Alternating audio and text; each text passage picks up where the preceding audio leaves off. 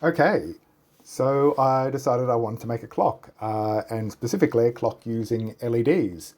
I've made one kind of similar already, but it didn't have as many LEDs and wasn't really a design that I think suited me. So this one has been designed to fit a little more of the spiky aesthetic that I like. This has all been done in a program called Fusion 360. It's how I've done it is pretty basic, but this will work, and this will give me files that I can send to my 3D printer for printing. Okay, so I've sent the parts to my 3D printer to work.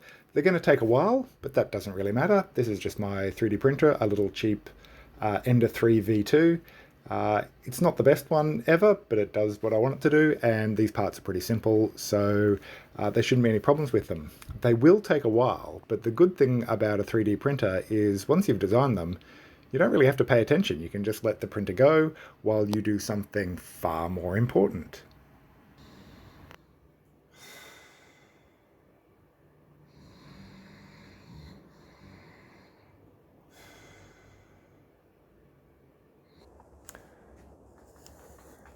Okay, so to make my clock, the frame was too big, so I had to split it into a whole bunch of parts. So the first bit is going to be gluing them all together with just regular, very cheap super glue, hopefully without gluing my fingers together as well, which never works, but hey, let's give it a go.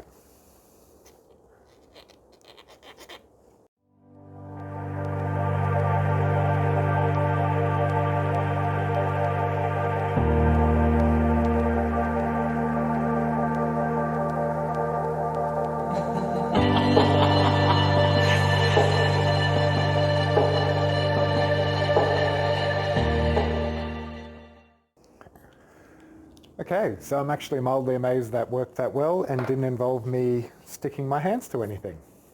Now I've just got to wait for it to dry. The good thing about super glue is you don't have to wait long for it to dry. Okay, so now it's all been super glued together. It's not super rigid, but I'm not too worried about that because once the other bits have been glued on the top, it'll be fine. But first, before we do that, it needs an undercoat, and I'm just using some primer filler to fill in the little ridge lines that come from 3D printing. Should I be using it? I probably don't need a mask.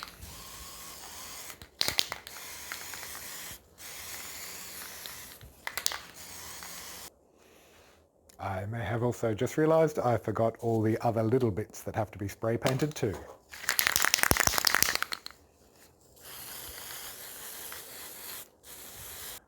Okay, so now that the undercoat is dried, I'm just going to give it a coat of flat black because I'm not feeling like being imaginative with colours at the moment. I've just popped it up a bit so it's easier to get all the sides.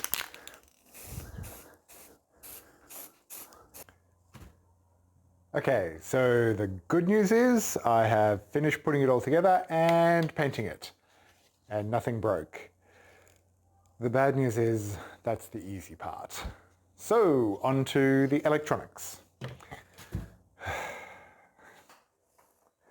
Okay, so this is most of the electronic stuff I need to make the clock, which means I've got to solder all of this stuff together. I'm using this wire, which is a bit thicker than I normally would have, but it's convenient because it's in 3 strands already. But I don't know if it's going to fit or bend. So this is either a brilliant time-saving maneuver and I'm a genius, or a complete waste of time and materials that I'm going to have to entirely redo. Who knows? That's future Luke's problem. Okay, soldering time.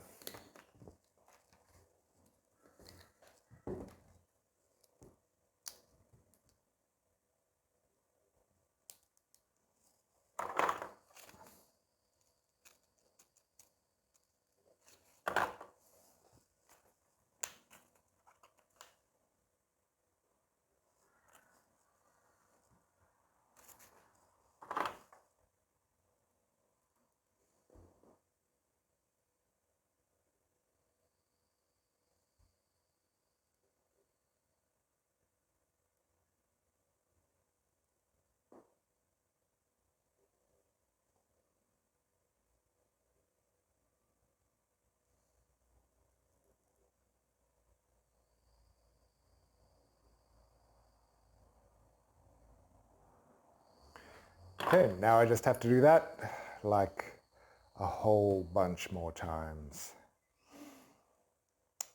I think I'm going to get my headset first so I can actually see properly.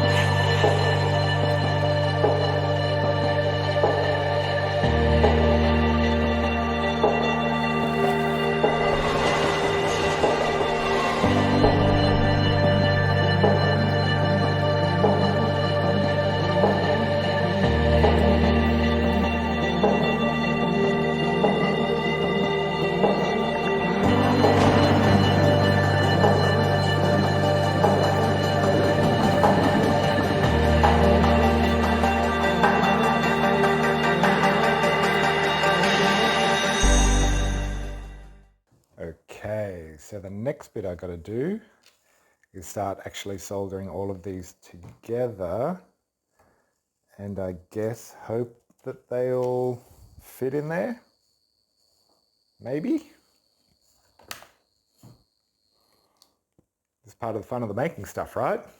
Right? That you don't know whether it's going to work?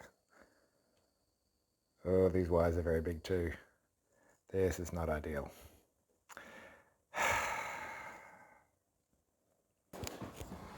Okay, so good news and bad news. The good news is that I have wired up all the LEDs together. The bad news is this soldering wire didn't work because it was too thick, so that was a complete waste of time and energy, which didn't annoy me at all. Anyway, before I actually stick all this down into the clock, I really want to test it because I don't trust my soldering that much. So I'm going to go and grab the chip and a power supply and see if I can hook it all up and make it light up. Okay, so it's all soldered up. I've put together a power connector and added in the chip that controls everything. I haven't put the final program on here yet, just one that if everything's wired up correctly, it should make every LED come on. And if anything other than that happens, I have to find what's gone wrong and possibly cry, but that can happen off camera. Right, where's the power? Please work. Oh. Yes! Yes! That's what we wanted to happen. So all the LEDs are on. Where's the very end of it? Yes! So all the LEDs are on. All the connections fine. None of them look like they're flickering or badly connected. So now I've just got to wire it all in there and probably glue it down. And hopefully we're getting closer. Okay, so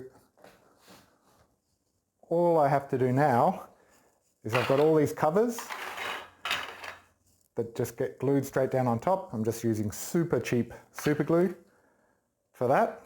Now I just have to glue it all without hopefully sticking my fingers to anything. I'm not hopeful of this though.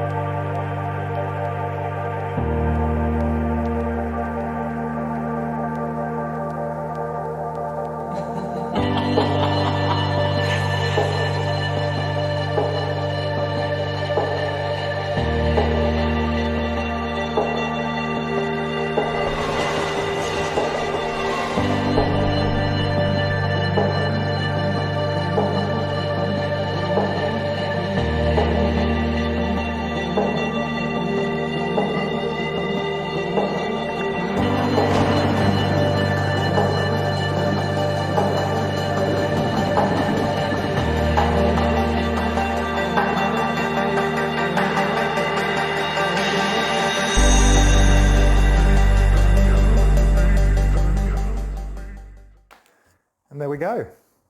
The only thing left is to plug it in and give it a final test. And so this is the completed clock. The outer ring of lights indicates the minutes and the inner ring of lights indicates the hours.